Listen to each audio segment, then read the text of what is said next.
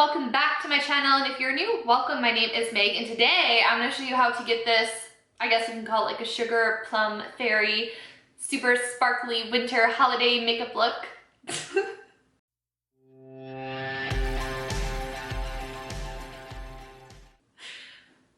I think that title might be a little bit too long for the space given for a YouTube title, but that is what we're going for today. I'm obsessed with how this turned out. This is such a heavy glam look. I don't remember the last time I did something that was so dramatic, and I don't want you guys to be afraid of wearing dramatic makeup like this.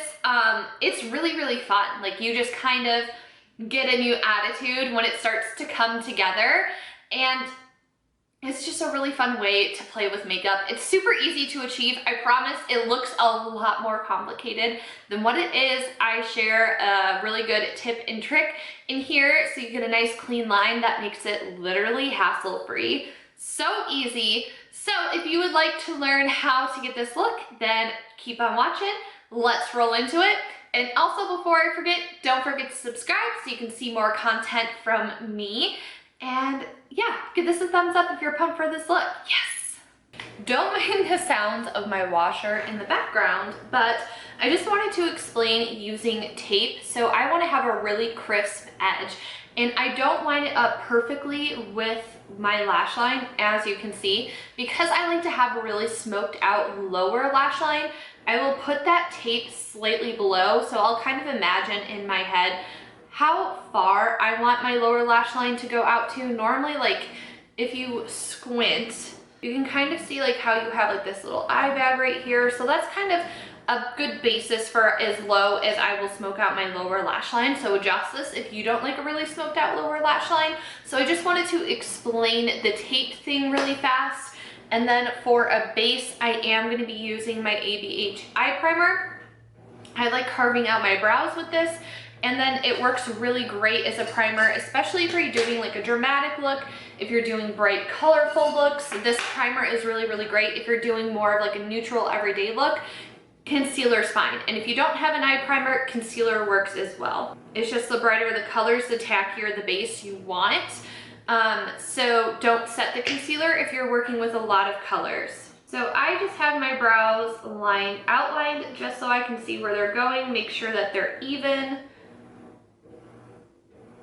And I fill them in later because I do not have the patience to fill them in and then be very careful with my foundation going around it. Like, the Aries in me can't with that. So I just outline them. I think that it's so interesting that everyone has their own preference. Even a year ago, if you would have told me that I would be doing my eyes first and then my face later, I would be like, why? Like, that doesn't make sense. So I've definitely completely done a 180 with my routine. So what's your routine? Like, do you do brows first, then face, then eyes? Do you do eyes, face, brows? Like, let me know the routine of putting makeup on for you in the comments. I just like doing my eyes first for the simple fact of I don't have to be super careful with my shadows. If I don't want to tap off all the excess and there's fallout, it doesn't matter because I can just easily wipe it away. I won't have to start completely fresh with my base. And I mostly do this because I do work with like a lot of bright colors, so I'm just in the habit from that. But I would love to know what you guys do. Once I have a pretty good layer of the base on, I will just blend and smooth it out with my little mini beauty sponge. And then normally whatever is left over on my sponge, I will put on my under eyes if I'm doing a bright under eye look. If I'm keeping it neutral, again, I'm fine with just using concealer. But if I really want the colors to pop, I will also set this base down there. Alrighty, now we can start dipping into eyeshadow. So I'm gonna be using a variety of colors. I will hold them up. I have some Jaclyn Hill palettes here. This is her Vault collection from Morphe because I wanna work with berry shades. So this is the Bling Boss palette. So some of these colors I might dip into, but I think I'm gonna keep most of the color story into Ring the Alarm. Normally I hate warm tones, but this palette, I don't mind it. There's also a really gorgeous burgundy shade in the Alyssa Edwards palette, but I'm mostly gonna be reaching into this for the matte white that's in here. also have the OG Jaclyn palette. This is probably like my favorite palette that I own, and I'll probably end up reaching into this for transition shades and shimmers, just so you have a little bit of an idea of what we're going into. I'm also going to do a really quick overview of different brushes that I'm using. So when I laid out my transition shade, I like to use a really big fluffy brush. So I will likely use a Morphe M433, which is this one. And then once I get into more detailed colors or deeper colors, I really want to stick close to my crease, I switch over to the 506 because it's smaller and it's more precise, so I have more control. You can see the difference. And then for any additional blending with no color on the brush, this is just a really, really big fluffy brush. Doesn't have a name or anything on it, so I apologize for that. For my lower lash line, I love using the E36 to smoke it out. It is just perfect for that purpose. If I really want to darken things up and get really close to my lash line, this is an M432. All of those are Morphe brushes, by the way. And then for my lid, I just have this Soho brush that is really flat and tapered, perfect for packing on any kind of shimmer. Now let's move into the tutorial. Going to start off with Siren Inflamed from Ring the Alarm. Starting off, taking a combo of those two colors on the Morphe brush, I am going like straight up and down, holding the brush, going back and forth, really fiercely, quickly defining that wing right away. The tape really lets us get away with that. And then once most of the product is in the corner of my eye, I'm taking whatever is left and slowly making my way to the inner corner. Because we have so much left to do, and this is the first step, you can kind of get away with not being 100% precise with it, but this is just to get down a good wash of the base color.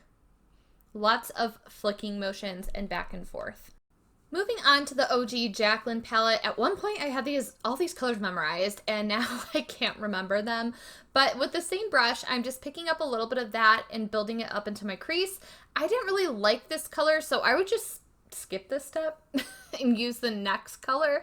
But these reds were a little bit darker than what I had intended, so I'm kind of correcting that by using lighter browns. This lighter brown I would definitely stick with, and this one I did blend up a little bit too high, so kind of making some mistakes that I'm not happy with, but I wanted to leave them in to show you how to correct them. So that color really helped lighten things up and blend things out. And then because I said I blended that up too high, I'm now going in with a matte white, packing that on my brow bone, and I'm really packing that down lower too because it's going to help work as a little bit of an eraser to tone down what's in the crease. So instead of wiping my eye off and starting over, I can kind of correct and tweak things with eyeshadow as I go. To build up my crease further, I'm just taking a mix of Siren and Framed just to get those purples going and introed into our crease. I'm just doing kind of windshield wiper motions back and forth to get it in there, and I'm bringing it pretty far into my crease, and we can always clean the crease up later. Dipping into my Marvelous Mauves palette by Dose of Colors, I'm actually going to pick up this middle shade to blend things out up and upwards towards the brow bone, and then to deepen things up in my crease, I'll probably end up using this darkest shade. This video is definitely longer and more in-depth, so I hope that you stick with me with this one. So I'm picking up that middle shade, and I'm going to start to fluff that up.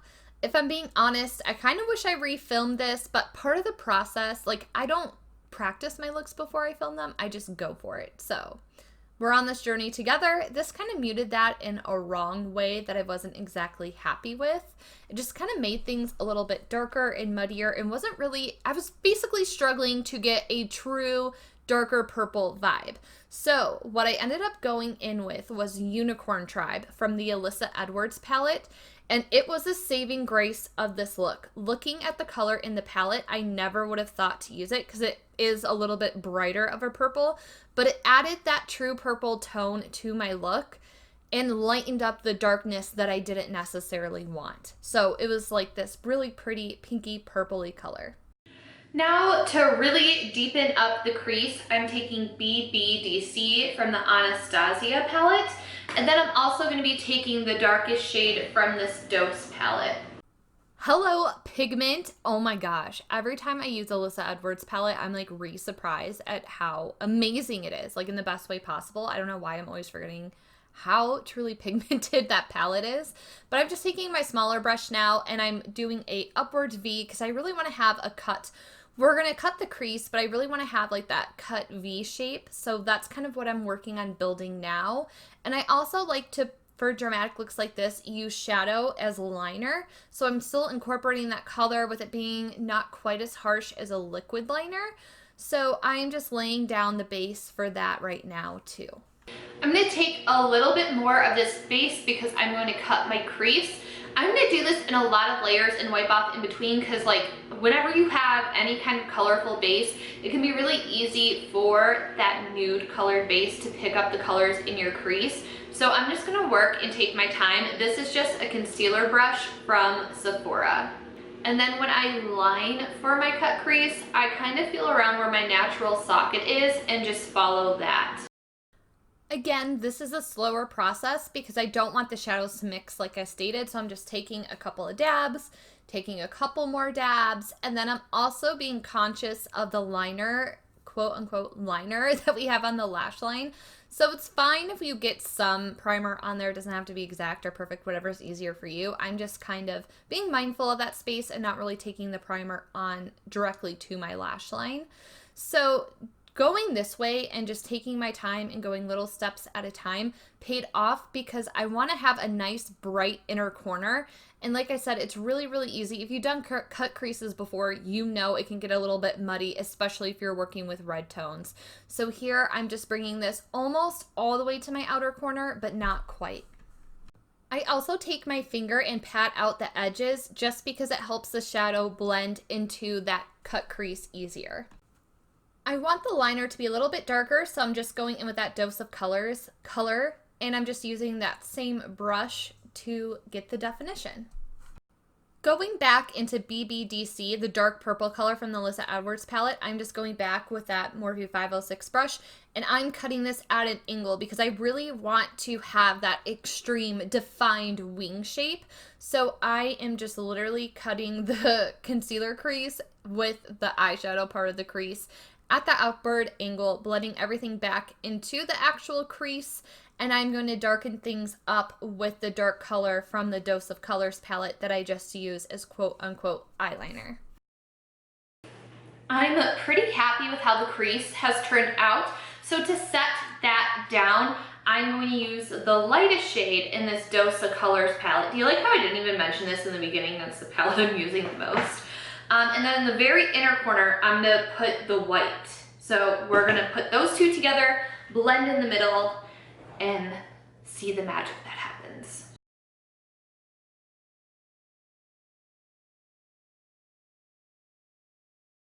Now is my favorite part, time to play with glitter. So I have Kit & Karma from Stila. It might be a little bit dried up, but I'm most excited about this Urban Decay glitter. This is a heavy metal glitter in the shade Grind, and it is like pink red iridescence. It'll go perfect with this. And then I also have a little bit of Midnight Cowboy if I wanted to add some gold silver to this, but we'll see. I'm gonna start off with these two. I'm gonna put this one closer to my crease, this in the inner corner, and let's see how it goes. I'm actually going to scrape this off with a brush and apply it onto my lid so it's a little bit more sparse and not as opaque. Again, I'm leaving that inner corner open for the Urban Decay one because it's a little bit lighter, a little bit more pink. And this one I'm just applying with the component that it comes with. That's the downside of this packaging, is that you have to dip in a lot if you want a lot of glitter. So I'm going to layer that all over and blend out with a brush. And I am freaking obsessed with how this turned out. This glitter combination is amazing. If you have one would cut it, but I just love how this turned out.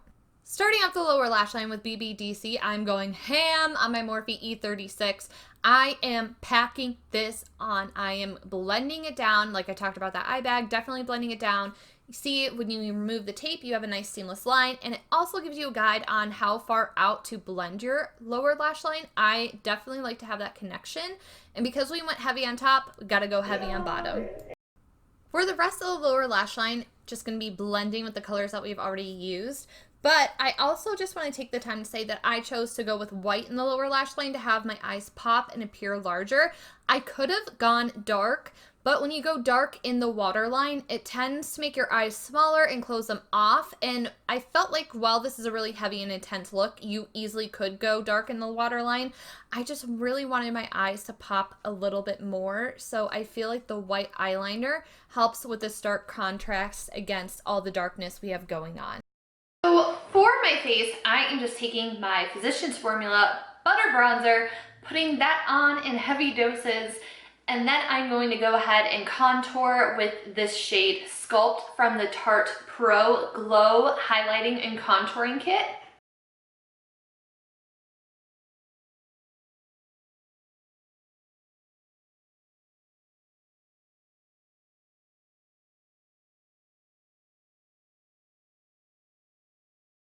For blush, I've been obsessed lately with the new color Pop Fresh and Peachy from their Peach collection.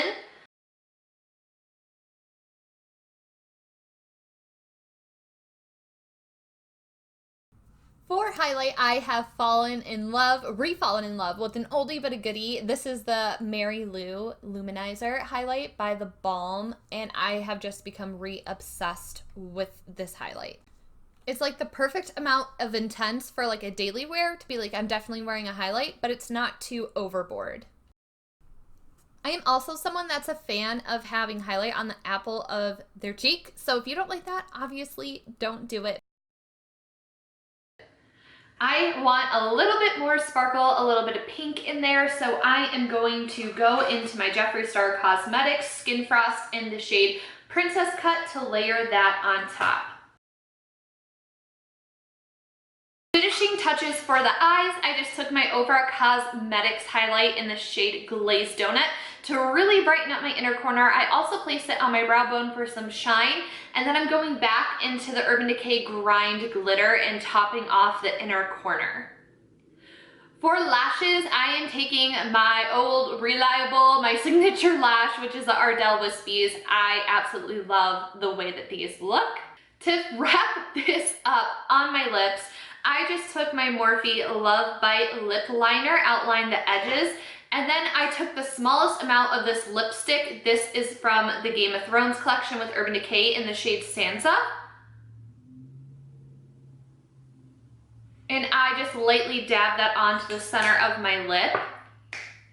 Finished off with some Fix Plus setting spray, and this is the final look. I really hope you guys enjoyed this more in-depth tutorial. This is like super hardcore glitzy glam for the holidays. I love this. I feel like you can even wear this like through the end of February. It could be cute for Valentine's Day. Let me know your thoughts. Don't forget to subscribe on your way out. Thank you so much for hanging out with me today, and I'll see you in the next one. Bye everyone.